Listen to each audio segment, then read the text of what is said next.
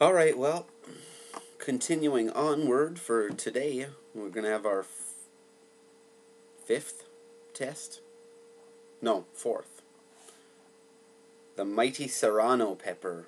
Looks like a smaller version of a jalapeno.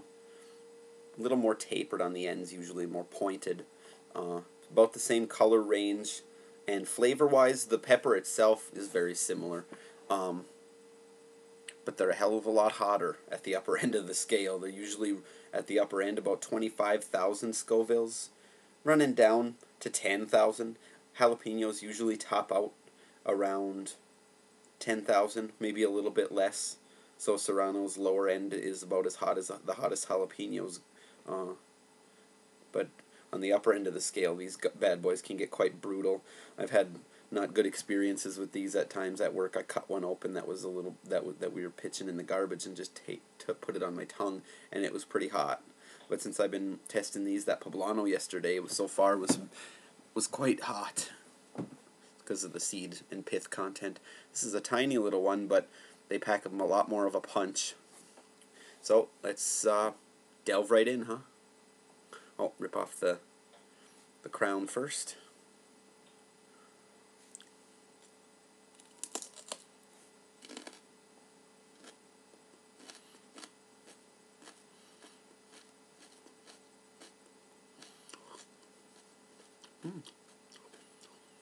Like a jalapeno a little bit. Bit of bell pepper like flavor. They are the same species, Capsicum annuum.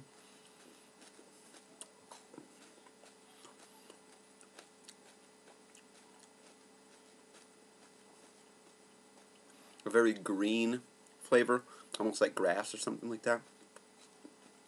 Good. He's picking up pretty quick, but not very intense. A little bit right here. In my mouth, not so bad. Tongue hurts a little. Not hurts, sorry. Burns a little bit. Middle of the roof of my mouth, a tiny bit. But let's finish this bad boy off. This is going to be the more intense part, I think. Should be. Usually is. Pleasant green flavor. A little bit bell peppery, jalapeno-ish.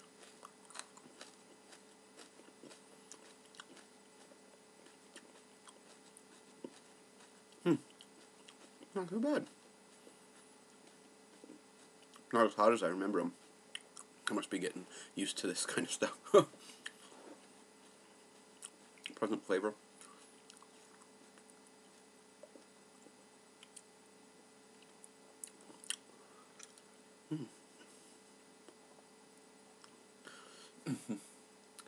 Right here I can feel when I swallow. Get all the stray pieces out of my mouth.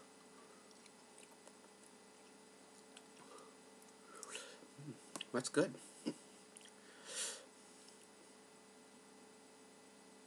Heat picking up a little bit more on the tip of my tongue especially.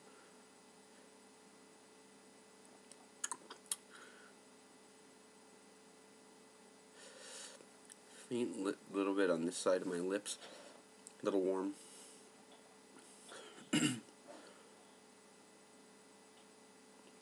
Tip of my tongue's probably the most intense. It's a little bit of a pinching like sensation, almost up.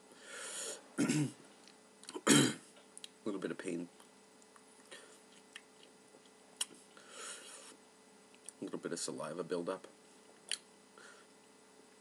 A little mucus coming up. Protect my foolish mouth.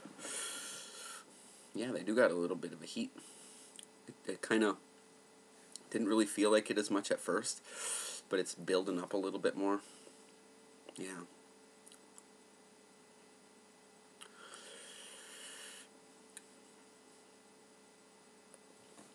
Right down the middle of my chest, I can feel the warmth. It's probably just working its way on down into my tummy.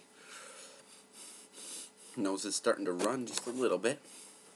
Don't really feel sweating or anything like that.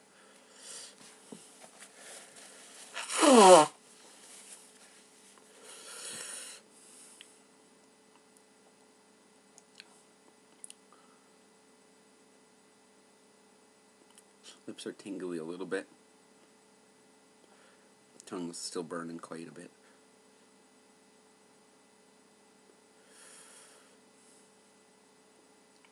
Wow. My throat feels slippery with the mucus and saliva. Doesn't feel like it's building anymore.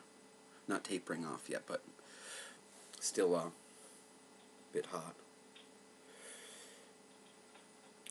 It's a bit hotter than the jalapeno, but sheer intensity, that poblano still got him beat. I wonder if it's just because of the relative size. That poblano was brutal, just because there was so much of it that was hot. That was especially intense, though.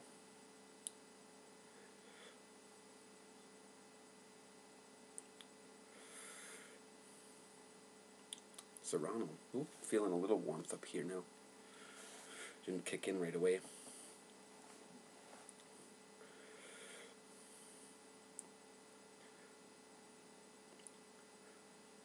Subsiding a little bit. Tip of my tongue and all along the perimeter of the outside of my tongue, burning a bit.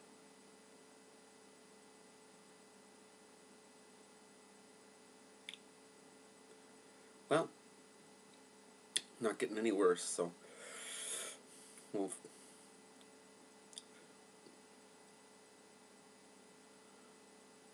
yeah, faint burning in the roof of my mouth still in the background. The tongue still is probably got the most of this. Yeah, it's got a good bite to it, a little bit more sharp of a bite on my tongue than the poblano in certain ways. Different balance of the capsaicin compounds, probably. Poblano, sheer intensity, because there was so much of it that was spicy. I think overall was the most intense overall. We'll see as I get to the hot chili pepper. That's a little bit bigger. The habanero are small, but a lot more intense, according to the Scoville rating. We'll see as I get to it, though. Alright, well, in conclusion, I'll say that the Serrano pepper's a bit hotter than the jalapenos, but at least compared to the poblanos I've had, which are a little bit more intense overall because of the amount of seeds and pith towards the end of it by the stem. That was a little bit more long-lasting because there was so much of it to eat that was spicy. I know I've said that a few times, but just to reiterate. Excuse me. Yeah, Serrano is pretty decently nippy, especially on the tip of your tongue. And a little bit on the roof of my mouth is starting to get in there now. But not too bad. It's slowly subsiding.